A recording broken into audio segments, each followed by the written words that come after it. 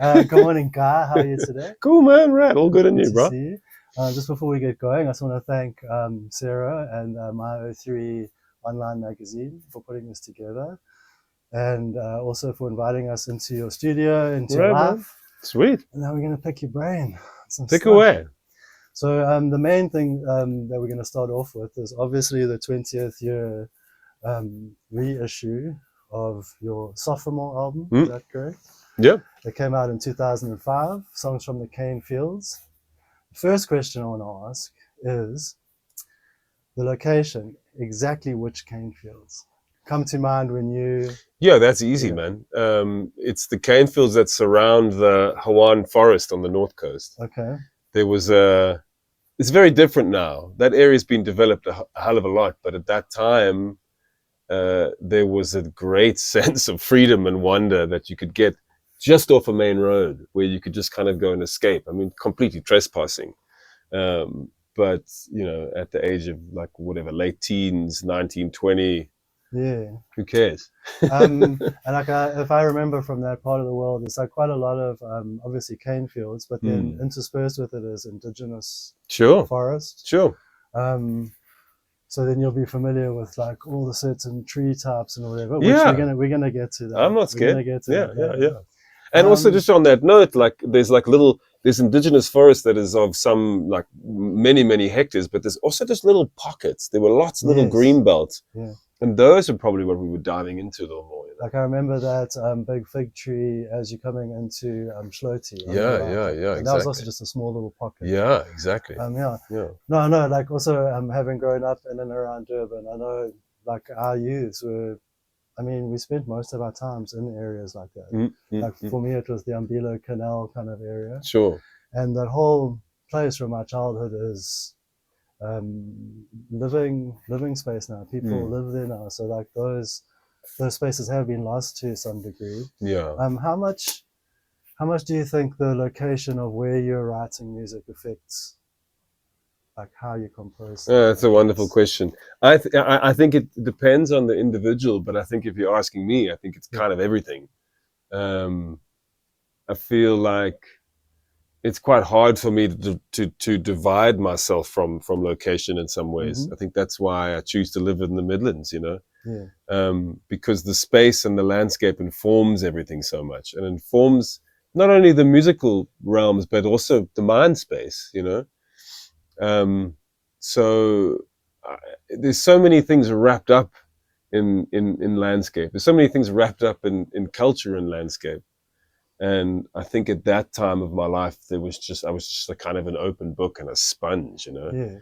And all that flora and fauna the veil was thin. Yeah, definitely.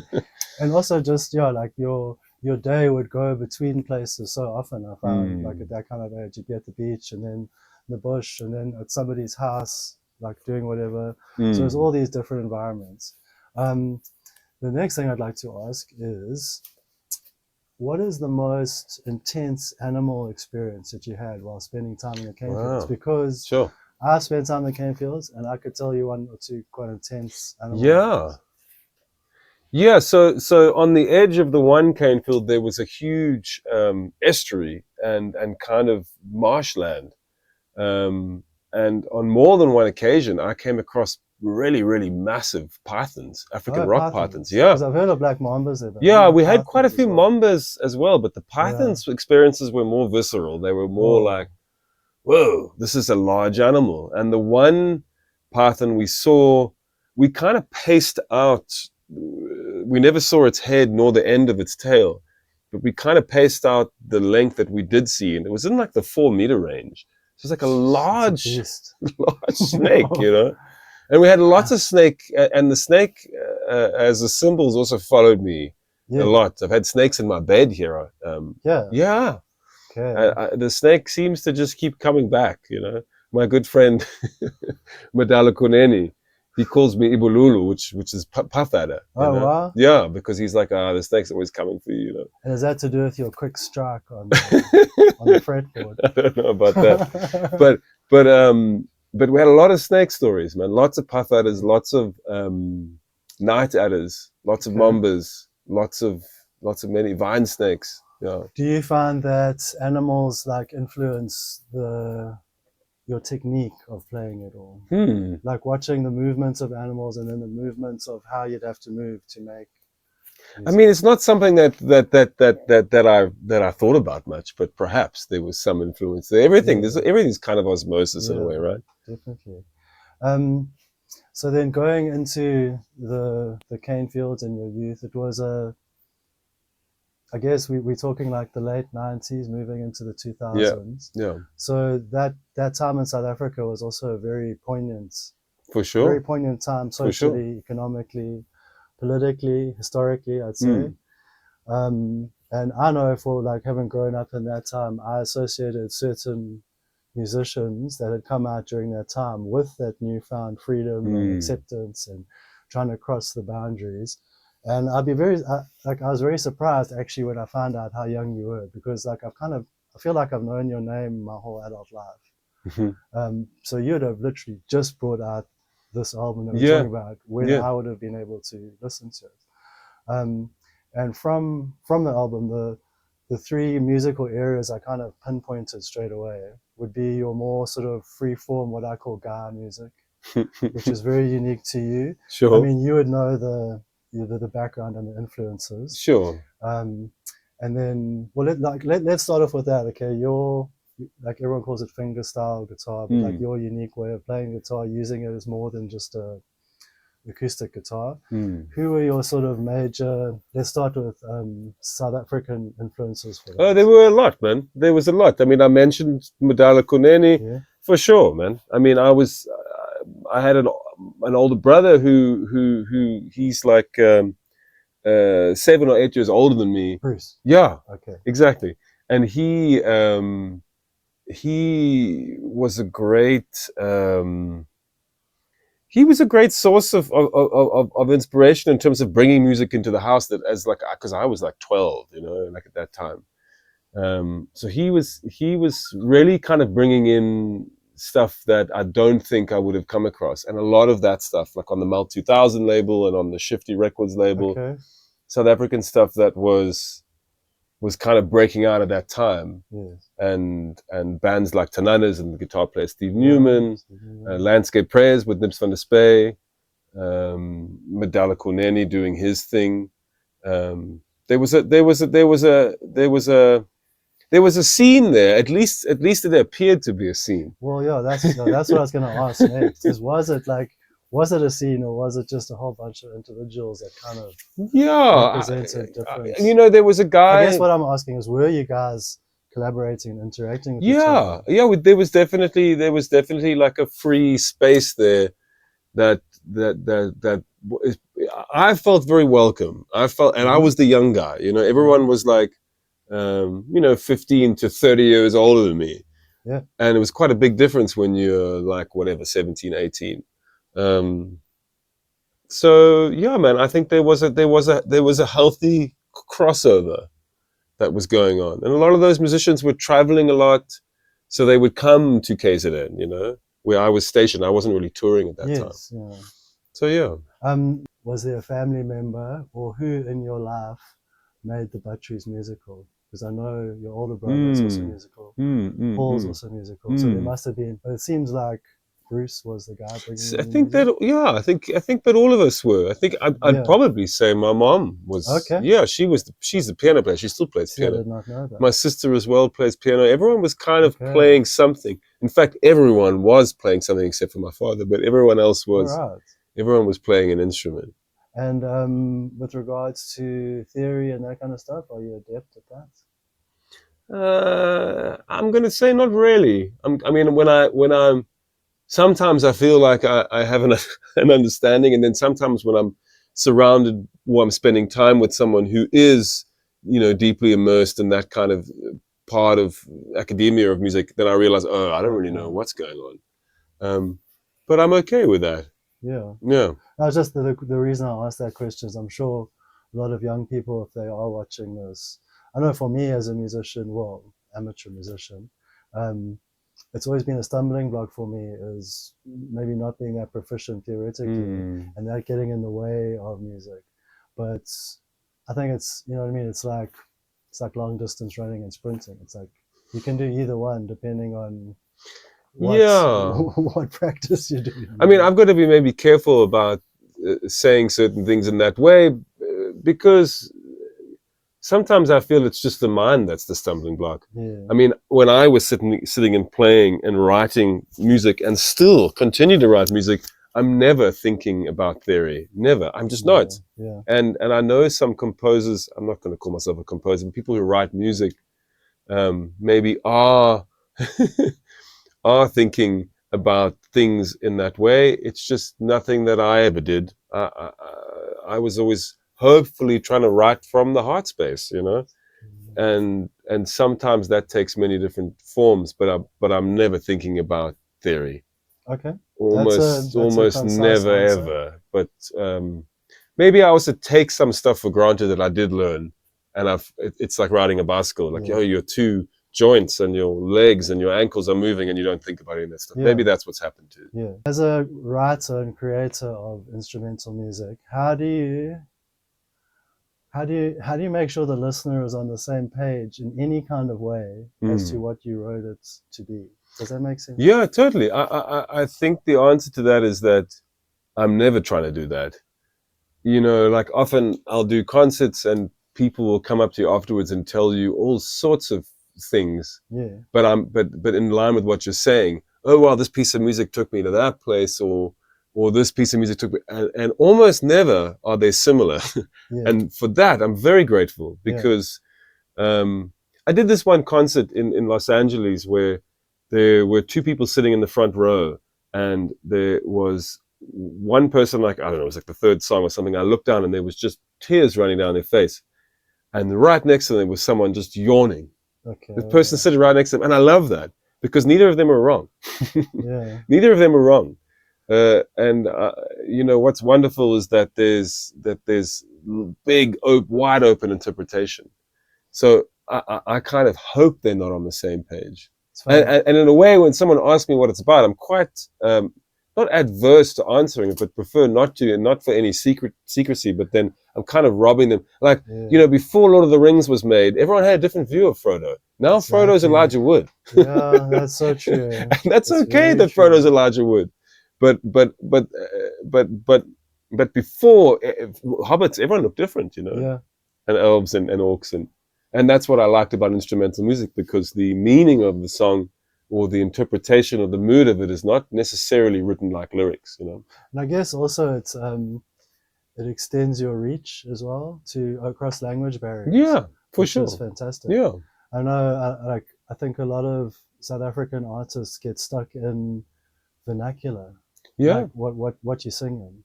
Yeah. So, for example, a lot of KZN artists, like, they'll be singing predominantly in Zulu.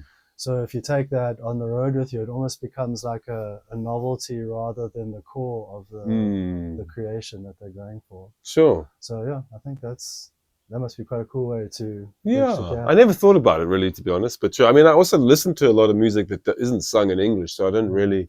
I was gonna say it's a bit like sign language, but it's actually not. Yeah. It's the opposite of sign language. Yeah. It's basically doing sign language with your hands behind your back. I like that. Okay, and then I wanted to go into some of the players that are on the album. We're still on songs from the Canefield. Okay. Most notably for me, just for people that I recognize, obviously our mutual friend Baz, very cool. And then I actually had to do a little bit of research, but I did research as to who Angus Kerr was.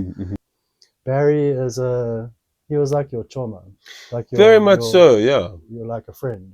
Yeah, and also I think Barry Corden, who plays guitar in a bunch of tracks on the record, was also like kind of my kind of guitar father. Okay. In a way, he was the guy that the guitar was in my hands already, but maybe when I met him, I'd been only been playing for a few months. Okay. I was about 10. Oh wow. When I met Baz, and he was quite a bit older than me as well. And I think was he proficient already? Yeah, very much so. He was like 19 and I was like 10, okay, wow. And we were tight. Yeah. And still are tight, very much so. We chat all the time. But at that age, he was the guy. So you could put him in mentor / Totally, good friend. totally, Yeah. very much so. That's how I would frame that. Because like the way I was going to ask the question was, how do you think making music with close friends as opposed to people that you've come together because of your trades? You know, for example, like you and Madala came together because your trades intersected. I don't know. No, I think we were quite friendly. Oh, were as you well. friendly? Yeah, first yeah, as well? yeah, very much so. I'm going to say that I haven't really done too many projects with people that I wasn't.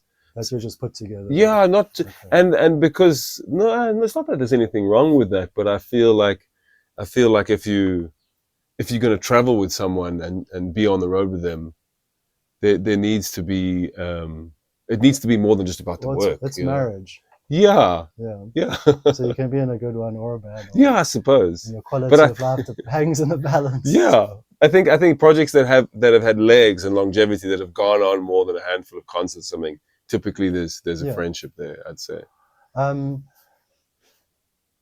A name that also came up reading through was Brendan Jury, who's obviously, or for me, is most recognizable from Urban Creep. Yeah, yeah. And then obviously Angus playing. Is it violin? Angus was playing violin. And Angus also I always get mixed up between violins and viola. Yeah. So Brendan Jury was the viola player, and Angus was the violin player. But Angus also engineered and sort of, kind of in the studio, he sort of co-produced a lot of the album. Okay. So he was very integral to so he was like the tech side of it as well. Very much so. Yeah, he was the engineer. Yeah. All right. Okay, that's cool. Yeah. Going on from violin and viola players, for me the most memorable sort of meshing of those two things was Landscape Press. That's I kind of first heard guitars, but I mean nibs can be kind of compared to your style of playing, and having a violin player on top of it, and then the kind of Afro fusion that the band had. Who, like in my mind, I always associate the violin played with music like that as a specifically South African thing, but I realize it probably isn't. What made violin playing in South Africa? Who made it like popular? Do you know? I don't, but there was a lot of that like jive stuff in the 80s, and Noise Kanyile he was doing cool stuff on violin back then. Who was the other guy that I'm thinking of? Paul will know. My brother Paul would know. He knows it all. Yeah. Yeah, I don't know the answer to that question. Okay. There was a number of bands with violin. I just wondered, like, because for me, I always just associated that as part of the South African music. sound. But then if you think about it, it's like, well, where? Because I guess it comes from Celtic origins more so. So maybe like Celtic folk music. But then, as you say, with jive music and that, everyone was playing the instruments in different ways. Yeah. Setups. Okay, no, that answers my question. Why don't you play the piano more? No, piano was not an instrument that I played much. I mean, I literally on that song from the Canfield records, there's one piece that I did spend quite a bit of time working on. Because it doesn't strike me as just like khoing. It sounded actually like there was some khoing as well, but I think I realized quite early on that there's another world there. Yes. Yeah, no, and life is short, so I kept my eye on this, although that's also not true, because I played a lot of instruments over the years. I did, but the guitar has always been the main thing. Yeah, no, but I was listening to a lot of piano players at the time. Well, that's I guess. I loved it. I really loved it. Yeah, cool, man. I'll take that. Cool. I'll take that.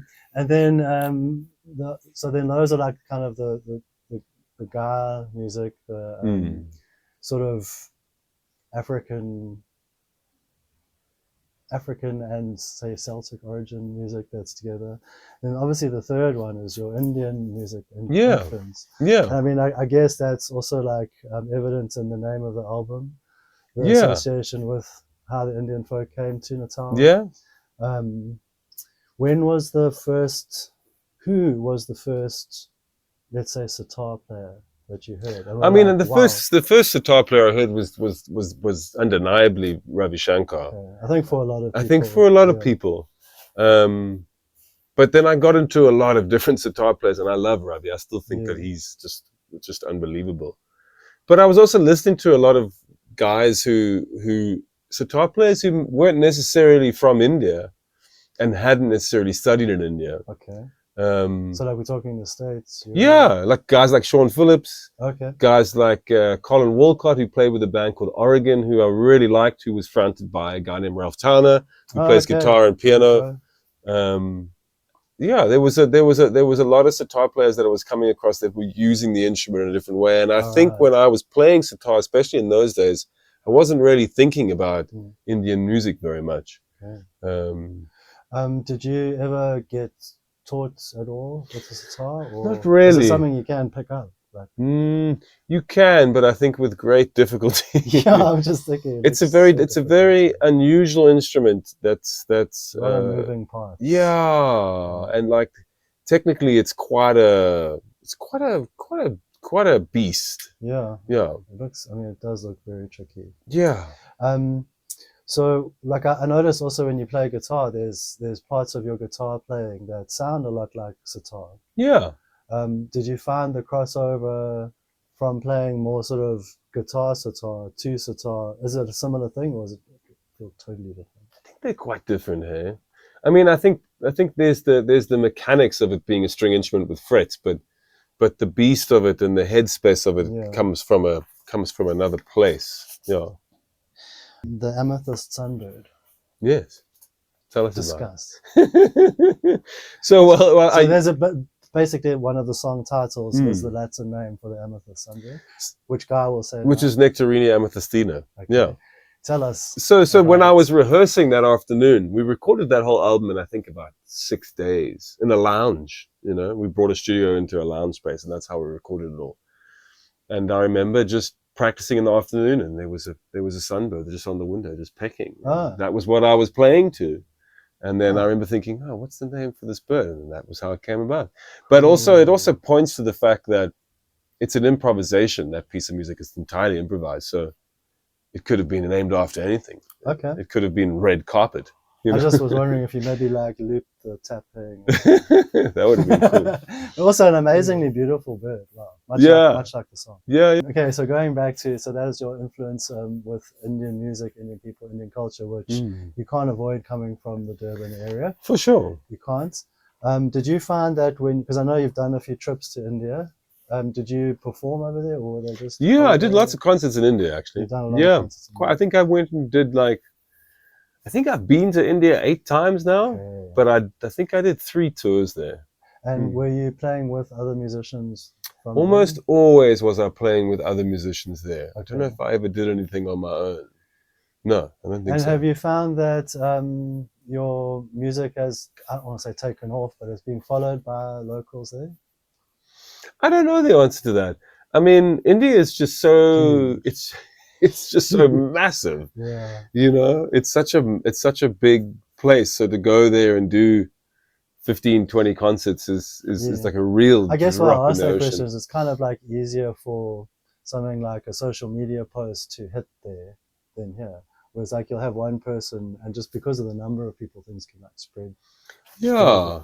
I really don't know the answer to that. I mean, yeah. Moving back to KZN. Yes. We have to ask you this as well. We usually ask people with each different band or whatever, we always like say, you know, are you was it a bunny person or a Shisanyama? Bunny or Shisanyama. We're just gonna go with bunny. It's definitely bunny. Okay. Yeah, straight up. Yeah, but beyond that, what is your favorite type of curry? My favorite type of curry? Yes. Oh, I like a lot of curries.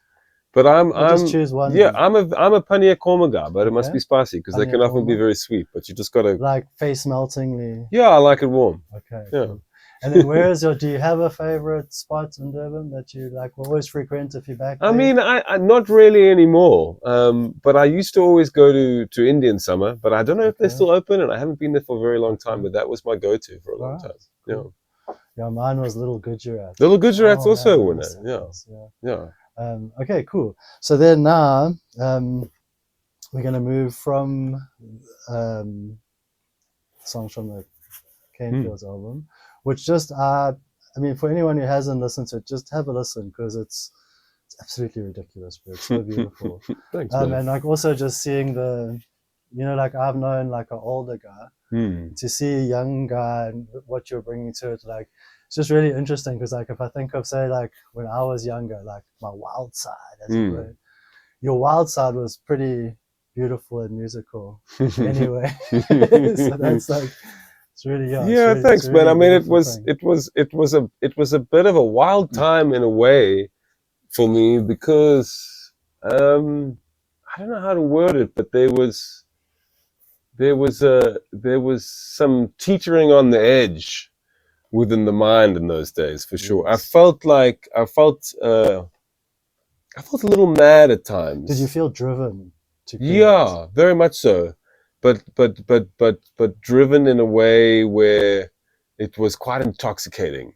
The desire to try and get all of these ideas out, and that's also this 20-year anniversary. I mean, the whole thing is 2 hours and 40 minutes. It's a very long body of work, although, you know, it's all kind of outtakey stuff as well. But there was a lot of material at that time. So all the you know, like the demos and the other versions, were they all recorded like in that initial burst?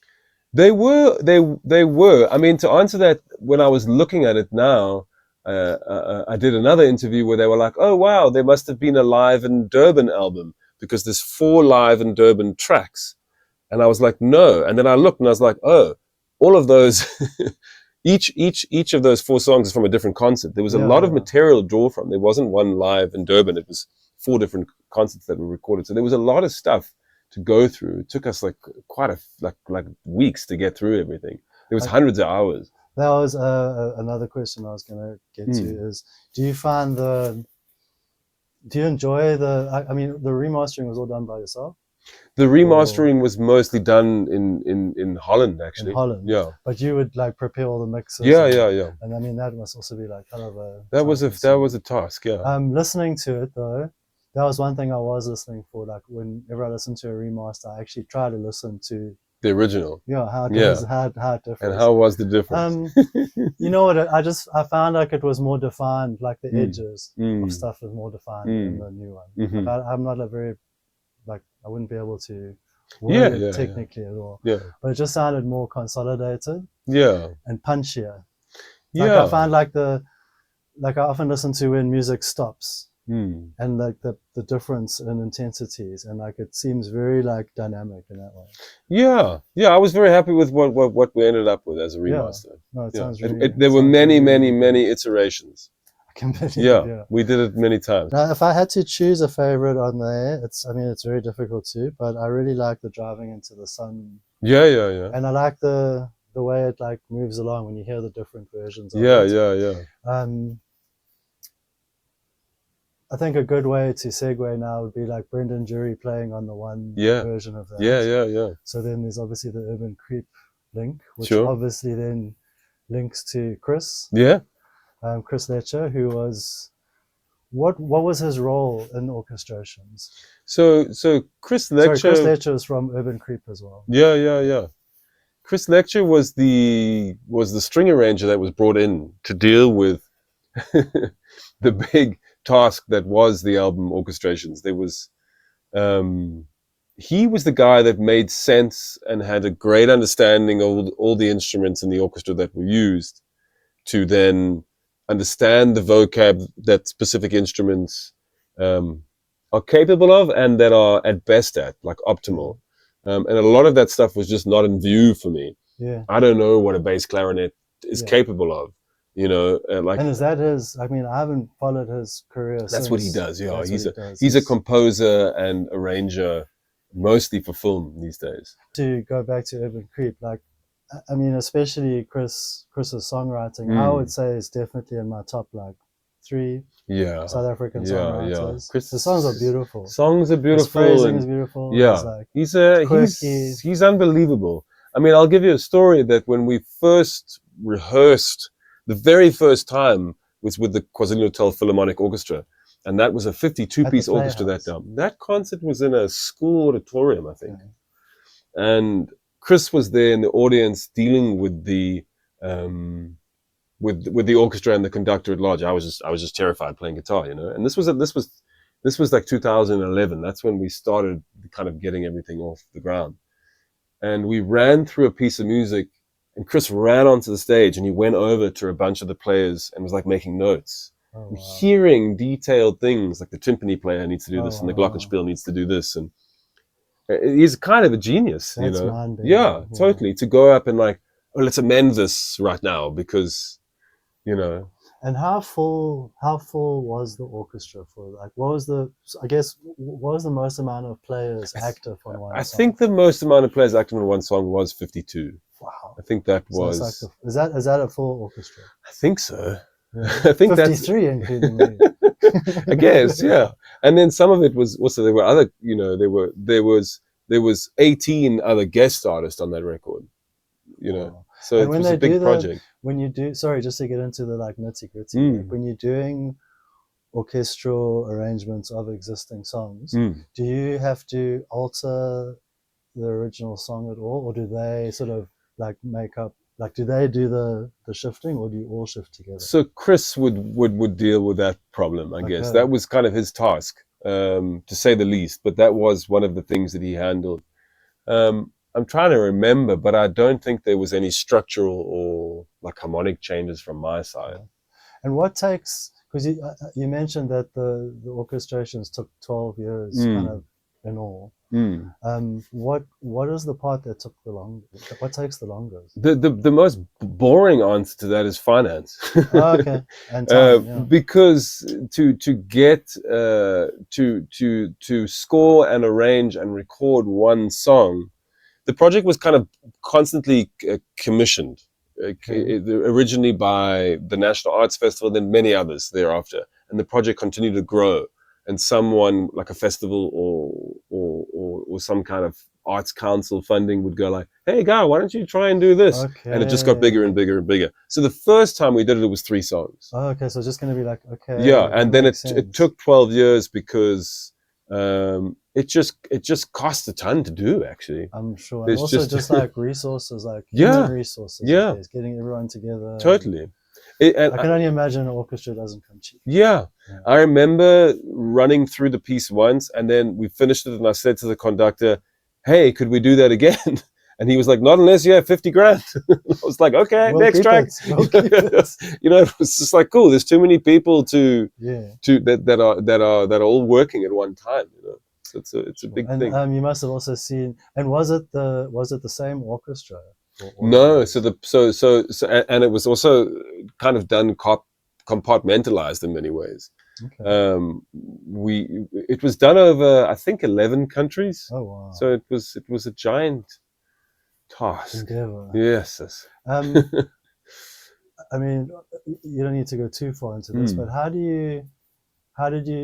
what process did you use to choose which tracks you thought would go well, or was that a decision Chris and you made together? No, it was normally up to me. I think it was often just because it was done over 12 years. I did one interview for this, and the woman who was interviewing me said, "Oh yeah, cool. So it's kind of like a best of because you just picked a whole bunch of tracks." And I was like, "That's one way to look at it," but it was mostly because it took so long to do that the songs came out on other albums. In the 12-year period, I put out another like 7 or 8 records or whatever it was.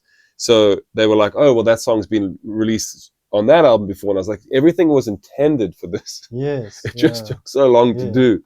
And I like telling that story because it makes sense that it is kind of a best of in a way, because I was just selecting stuff that I thought was cool at the time. Yeah. No, that definitely makes sense. Yeah. Who like orchestrating a whole album is a hell of a thing. It's like a hell of a thing to take on. Yeah. When you finally got to the end of it and you look back on it, was it worth it?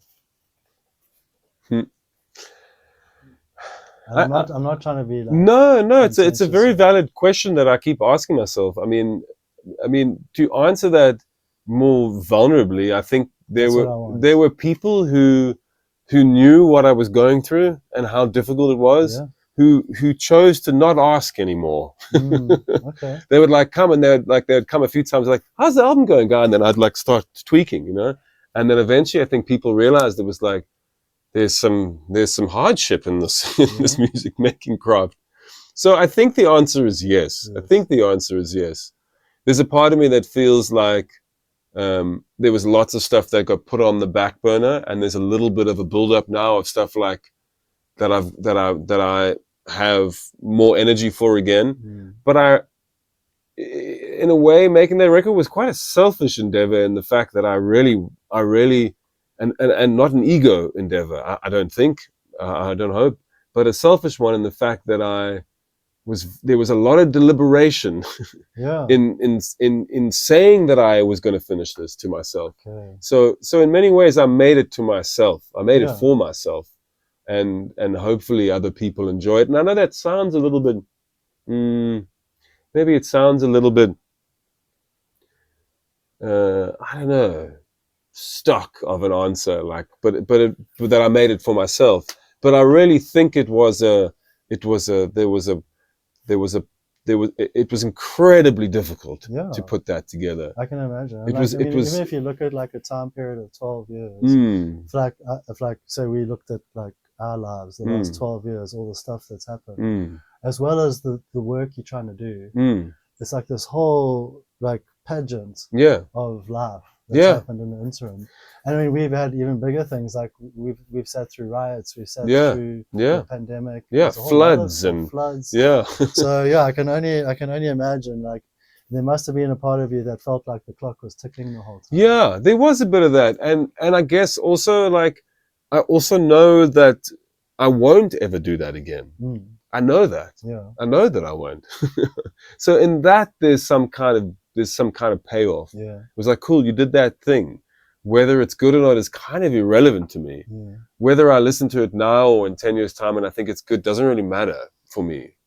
I think the nice thing, like, about doing an album like that is, like, I was just thinking, like, when I was listening to the album, I was like, this is a bit like this. I don't know if you've ever read much Stephen King stuff. Like, I have read a bit, So unlike his films, his books are actually relatively good. But one of the things that he said is that while he was, you know, like doing the project of the day, as it were, his book of the day, he started writing the Dark Tower series because he wanted to write something as good as Lord of the Rings. Basically, that's what he did. He wanted to make he did say that. He wanted to make a Western cross with Lord of the Rings. Basically. Post-apocalyptic. But in this Dark Tower series are all the characters from his other stories. They come into the story. There's the universe. It's kind of like your orchestrations. Yeah, I'll take that. So magnificent octopus. You know? I like it. Yeah. So then, because I noticed like one or two of songs, like from songs from the Cane Field, other ones that I've heard you play live, sort of found their way in. Which is really cool, because it's like, it doesn't mean that those are the most important songs you've done. No, it's just the ones that were on that journey. Totally. And there were some that didn't make it. I mean, it must have been a stack. Like I always say that, a bit like what's happened now with the songs from the Canesfields reissue, and there was this deep archive to draw from. If and should anyone ever be interested in doing a 10 or 20 year anniversary of Orchestrations, it could easily be a 10, 11, 12 album box set. You should do the 20th year one as just stripped without any orchestration. What interests me even more is to take out my parts. Just orchestra. Because get Enya in there. Because there's many times when we were mixing, I was like, but it's actually quite nice if you just take me out. People were like, no, guy, it's a guitar thing. I was like, no, it's not. It's about music. With like say orchestral music, often in my life I found that my relationship with orchestral music was for studying.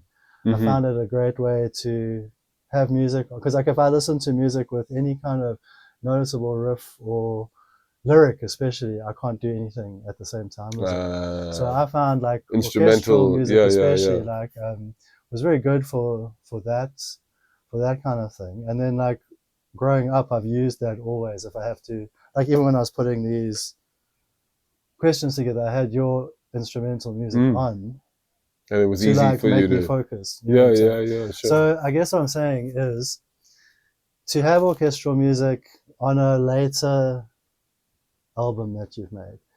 Do you find that it was something that you wanted to do to suit where you're at in life?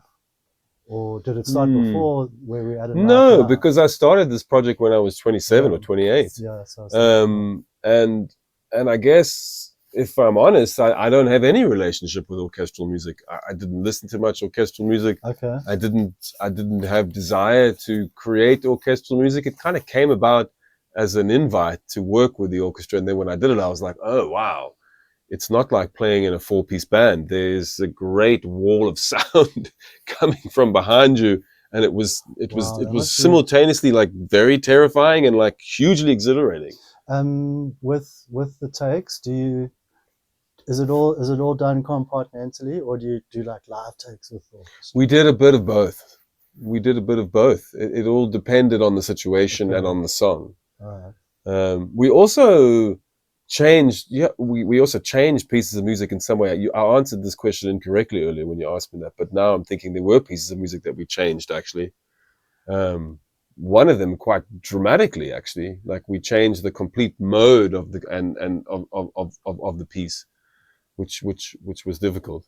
Yeah, but we did it. We did. Yeah. You moved to the Midlands, Mm-hmm. KZN Midlands, in the beautiful Dargle where we're sitting now. Why did you choose here? So I would often do like 5,000-6,000 kilometer tours of the country where I'd be playing 20 shows and playing in a lot of small towns, a lot of big cities, and wherever I found myself. And if a show or a routing came through the Midlands, and I'd been driving for 3 or 4 weeks in South Africa, I'd be like, "Oh, this is maybe the prettiest place I've seen in the last month." And that happened to me quite a few times. Okay. Because growing up, I didn't have a relationship with the Midlands at all. And then I would come through again, and then I came through once, and I was like, "Sure, other people are living here too. This is a thing that you could do." And even it was Andy's here. Exactly. And I think what happened was that it was just a situation of how do I make this happen, you know? Okay. And I was very grateful for that choice. You know, I've been here 5 years now. I think we can all resound that one. Yeah, not going anywhere. Exactly. Exactly. So then, like in relation to that, I'm also from Durban, as like you guys could have guessed by now. But I found that when I moved out here, I was astounded by a few things. Obviously, the natural beauty of the place, the sheer amount of talented musicians per square kilometer is quite mind-blowing. Yeah, it is. And like, I mean, our little browse and socials that we have are testament to that. Where be like a jam going the whole time for 5 hours with just different members and whatever. Yeah. So I think it's a very special. I see that as one of the most special things about for sure, place, man. the way that music is part of people's everyday lives rather than just like shows. I mean, there's enough shows in that as well. Yeah. But do you find that music is part of your everyday, or do you set aside like chunks of time, or how do you juggle real life with being able to play enough? Because I know your real life is touring a lot. Yeah. Your work. Yeah. How do you get the time to? I guess what I'm saying is, do you do it all at once, or do you kind of play a bit of guitar every day? Or it varies. I've got no regime, and I never have had one. Like I've never. I feel like I've never really practiced, and it probably shows, and that's fine. It is what it is, you know. But like, I feel like I'd rather just be like, "Ooh, nice chord," and then that'll intrigue me for a while. Okay. I'll just be playing that, right. and then. So do you find your compositions like build one piece onto the next? Like you don't like have like this grand like design that you like go in. Sometimes that happens too. Okay. I mean, this project that Give I me did. an example of a grand design song. So there are sometimes where grand design is an idea is birthed, and it all happens at once, and that happens quite regularly. There's a sense of mood that you enter musically. Yes. Physically, emotionally, I mean. The muse. And then there's a birthing. Mm-hmm. And then sometimes there are pieces of music that are labored over, but But you know, at the end of last year, I hired this local church up the road, and I asked if I could record in there, and that was a grand design thing where there was a huge body of work that was birthed. Yeah. And that's yet to see the light of day. When do we get to see some of that stuff? Let's see. In 12 years. Let's see. No, that'll come out next year. Okay. That'll come out in 2026. Okay, cool. So we're gonna go into some of the like standard questions that we always ask our guests on the show. So moving from the coast, now you've moved out here. Tree houses. Discuss. We know that tree houses are an important part of your life. I like tree houses. Where is the most macking tree house you've built? Like big scale? Maybe it's just a secret. Maybe I'm just not going to say. That's exactly what I want to hear. And have you Maybe they're all very illegal. Have you counted bees at all? I haven't counted bees, actually. Yes, I have. Shane, that's when you first moved out here. Yeah, exactly. I got smashed by a bunch of bees and rolled down a hill and couldn't walk for a few months. And have you ever, did you used to like, did you drag your guitar up there with you? I have done that, but mostly because I'm a birder, mostly it is, and also there's birds at that canopy, at that height in the canopy that are only really visible if you're at the same height with them. So that's also one of the reasons for those builds, you know. Okay, then top non-carnivorous bird. Non-carnivorous? Well, no, not carnivorous, non-raptor. Oh, that's easy. I mean, but where do you want to go? I want small, beautiful songs. A bird song. Yeah. I like the chorister robin. Okay. Yeah. Very good. And then from following you online and following you in life, just as a person, we know that you're very interested in conservation and wildlife, and I know you've done a fair amount of work in the indigenous forest behind us here. And you set up cameras, which I've seen footage of. What is your best camera find so far? We got some really... So he sets up. Could you explain what so camera traps along trails in the indigenous forest. I've got a wonderful neighbor who's seemingly sort of loaned me a camera trap. It's been going a long time now, so it's kind of a permanent loan, I hope. And she has a series of camera traps herself. But we've got a lot of stuff. But very recently, we got some really amazing caracal footage. Right here, actually, like very close to where we're seated right now.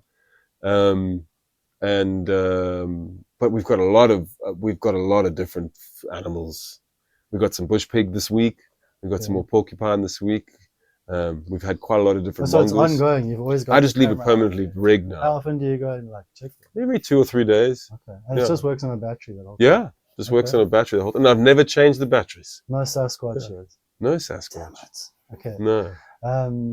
So then, I think this will be my last question. What, other than music, the person Guy, what do you consider your other superpowers or superpower? I mean, we all know Guy the musician. Some of us know Guy the person. Some of us know Guy the conservationist. Some of us, I mean, what do you, if you weren't to be remembered for guitar, what would you like people to know about you? That you also... I've always liked building stuff, and I've done quite a bit of that. Treehouses being the main thing, but I've also built a few, pools. I've also built a few, paths. I've cut quite a lot of trail in my life. I love doing that. Okay, so like hands-on. Yeah, I think it's very rewarding. It's very rewarding, and for me, there's not enough hours in the day. I feel like there's always stuff that I could be doing, and sometimes it beats me down. I think I need to dial back a little bit. Sometimes I'm like, I got to get it all done. But I love the... got a few lifetimes. Yeah, I hope so.